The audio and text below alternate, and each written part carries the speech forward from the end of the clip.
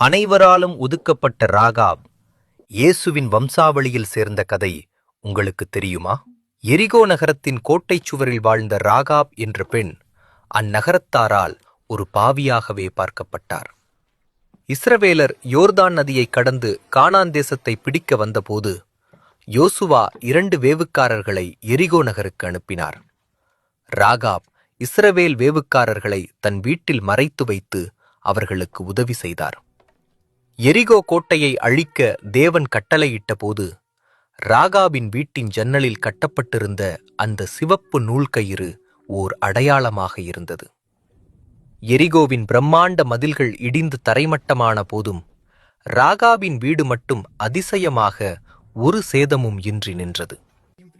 புறஜாதி பெண்ணாக இருந்தவர் விசுவாசத்தினால் இஸ்ரவேலரோடு இணைந்து சல்மோனை திருமணம் செய்து போவாசின் தாயானார்.